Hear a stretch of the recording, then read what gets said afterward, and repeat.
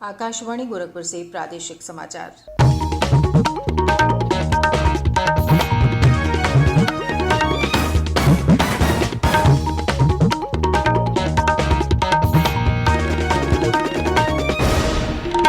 नमस्कार, समाचार बुलेटिन के साथ मैं सुकीर्ति अस्थाना। पहले मुख्य समाचार।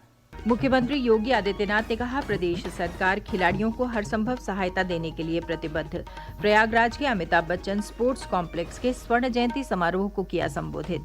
लखीमपुर खीरी जिले की गोला गोकर्णनाथ विधानसभा सीट पर उपचुनाव के लिए नामांकन प्रक्रिया शुरू। 14 अक्टूबर तक जमा किए जा सकेंगे नामांकन पत्र। राजधानी लखनऊ में आज से भारतीय सड़क कांग्रेस का 81वां अधिवेशन हो रहा है शुरू। सड़क निर्माण से जुड़ी राष्ट्रीय व अंतर्राष्ट्रीय संस्थाओं और कंपनियों के लगभग 1,500 प्रतिनिधि लेंगे भाग। अब प्रदेश के कई जिलों में लगातार हो रही वर्षा से नदियां उफान पर। पश्चिमी उत्तर प्रदेश में आज और कल तेज बारिश की चेतावनी। अब समाचार विस्तार से। मुख्यमंत्री योगी आदित्यनाथ ने कहा है कि देश आज हर क्षेत्र में प्रगति कर रहा है। उन्होंने कहा कि कभी उपेक्षित रहे खेलों में भी देश अब अच्छा प्रदर्शन कर रहा है। प्रयागराज के अमिताभ बच्चन स्पोर्ट्स कॉम्प्लेक्स म्योहाल के स्वर्ण जयंती समारोह को कल संबोधित करते हुए मुख्यमंत्री ने कहा कि प्रदेश सरकार खेलों और खिलाड़ियों को हर संभव सहायता देने के लिए प्रतिबद्ध है।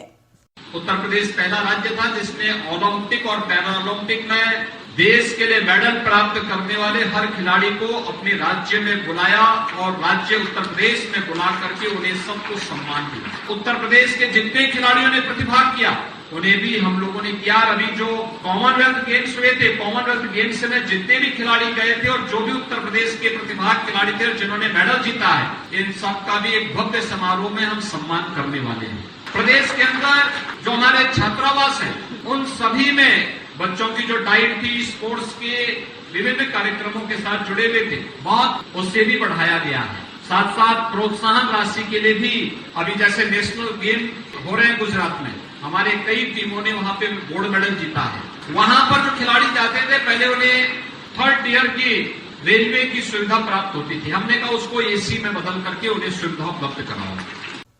लखीमपुर खीरी जिले की गोला गोकर्णनाथ विधानसभा सीट पर उपचुनाव के लिए नामांकन प्रक्रिया कल अधिसूचना जारी होने के साथ शुरू हो गई।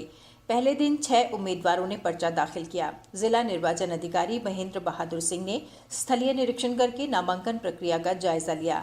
नामांकन पत्र 14 अक्टूबर तक भरे जाएंगे। 15 अक्टूबर को नामांकन पत्रों की जांच होगी। नाम वापसी की अंतिम तारीख 17 अक्टूबर है। मतदान 3 नवंबर को होगा और मतगणना 6 नवंबर को होगी। गोला गोकर्णनाथ विधानसभा सीट भारतीय जनता पार्टी के विधायक अरविंद गिरी के निधन के कारण रिक्त हुई है।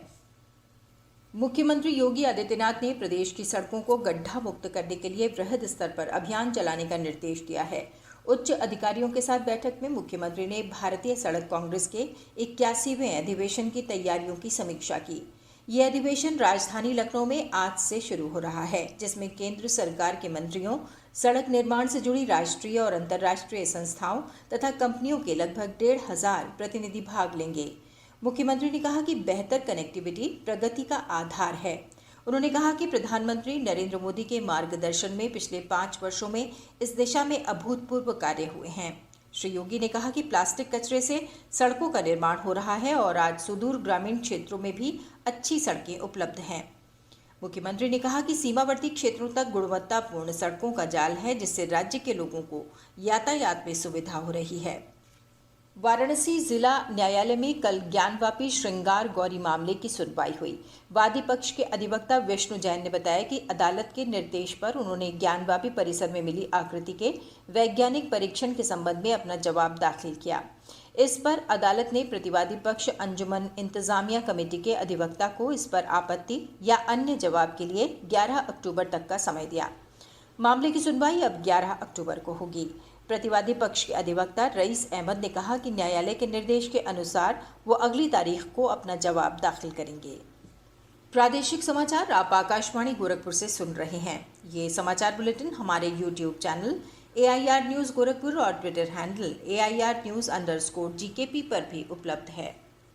प्रदेश के कई जिलों में रुक रुक कर बारिश का सिलसिला जारी है। लखीमपुर खीरी में पिछले 3 दिनों से हो रही वर्षा से घाघरा और शारदा नदियों का जलस्तर बढ़ गया है, जिससे कई गांवों पर बाढ़ का खतरा बना हुआ है। श्रावस्ती में पिछले 4 दिनों के दौरान हुई बारिश और नेपाल की पहाड़ियों से आ रहे वर्षा के जल से राप्ती नदी खतरे के निशान के ऊपर बह रही है। जिला प्रशासन ने राप्ती में भीषण बाढ़ की चेतावनी जारी की है। तटवर्ती गांव में रह रहे लोगों से अतिरिक्त सतर्कता बरतने की अपील की गई है। नेपाल की कुसुम नदी के उफान पर होने से राप्ती नदी का जलस्तर तेजी से बढ़ने की आशंका है। बलरामपुर में पिछले 3 दिनों से बारिश हो रही है। यहाँ भी राप्ती नदी खतरे के निशान को पार कर गई है। जिला अधिकारी ने बाढ़ चौकियों को सतर्क रहने का निर्देश देते हुए अधिकारियों को क्षेत्र का लगातार निरीक्षण करने को कहा है। जनपद के प्राथमिक और माध्यमिक विद्यालयों में 8 अक्टूबर तक अवकाश घोषित कर दिया गया है। गोंडा में भी अत्यधिक वर्षा के कारण जगह जगह जल भराव है। गोरखपुर, हमीरपुर, बदायूं, पीलीभीत, कौशाम्बी, फतेहपुर, फर्रुखाबाद, एटा सहित अन्य जनपदों में भी मध्यम से तेज वर्षा होने के समाचार हैं। उधर जौनपुर के मीरगंज थाना क्षेत्र के बसेरवा गांव में कल आकाशीय बिजली गिरने से एक ही परिवार के 5 लोग गंभीर रूप से घायल हो गए। लखीमपुर खीरी जिले के निघासन थाना क्षेत्र के बोझिया गांव में झोपड़ी पर एक पेड़ गिर जाने से हुए हादसे में एक महिला की मृत्यु हो गई और उसका बच्चा गंभीर रूप से घायल हो गया। इस बीच मौसम विभाग ने आज और कल पश्चिमी उत्तर प्रदेश के लगभग सभी स्थानों पर वर्षा होने की संभावना जताई है। पूर्वी उत्तर प्रदेश के कई स्थानों पर भी वर्षा होने का अनुमान है।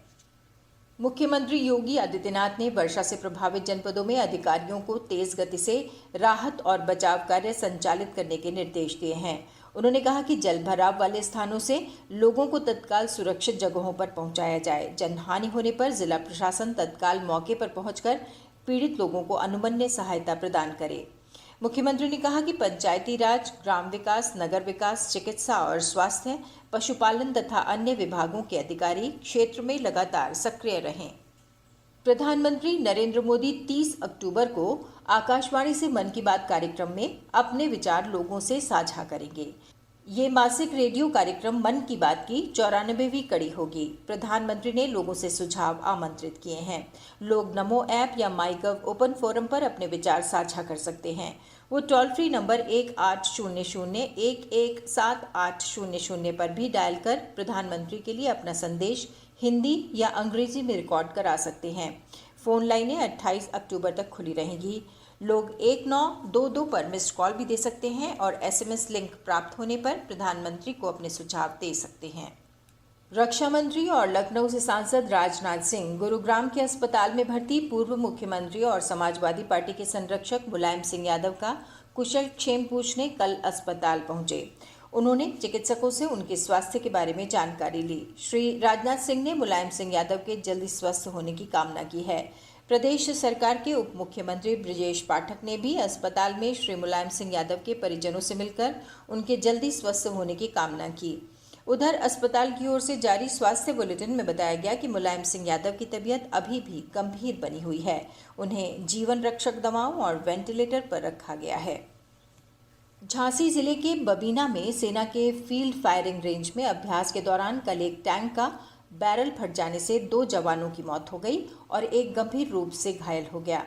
सेना के अधिकारियों ने बताया कि टैंक का बैरल फटने से 3 जवान घायल हुए थे, जिनमें से पश्चिम बंगाल के सुकांता मंडल और राजस्थान के सुमीर सिंह की अस्पताल में उपचार के दौरान मौत हो गई, जबकि एक अन्य घायल जवान संत कबीर नगर निवासी प्रदीप सिंह यादव का सेना के अस्पताल में इलाज चल रहा है। दुर्घटना के कारणों की जांच की जा रही है। और अंत में मुख्य समाचार एक बार फिर। मुख्यमंत्री योगी आदित्यनाथ ने कहा, प्रदेश सरकार खिलाड़ियों को हर संभव सहायता देने के लिए प्रतिबद्ध। प्रयागराज के अमिताभ बच्चन स्पोर्ट्स कॉम्प्लेक्स के स्वर्ण जयंती समारोह को किया संबोधित। लखीमपुर खीरी जिले की गोला गोकर्णनाथ विधानसभा सीट पर उपचुनाव के लिए नामांकन प्रक्रिया शुरू। 14 अक्टूबर तक जमा किए जा सकेंगे नामांकन पत्र। राजधानी लखनऊ में आज से भारतीय सड़क कांग्रेस का 81वां अधिवेशन हो रहा है शुरू। सड़क निर्माण से जुड़ी राष्ट्रीय व अंतर्राष्ट्रीय संस्थाओं और कंपनियों के लगभग 1,500 प्रतिनिधि लेंगे भाग। अब प्रदेश के कई जिलों में लगातार हो रही वर्षा से नदियां उफान पर। पश्चिमी उत्तर प्रदेश में आज और कल तेज बारिश की चेतावनी। इसके साथ ही समाचार बुलेटिन समाप्त हुआ। नमस्कार।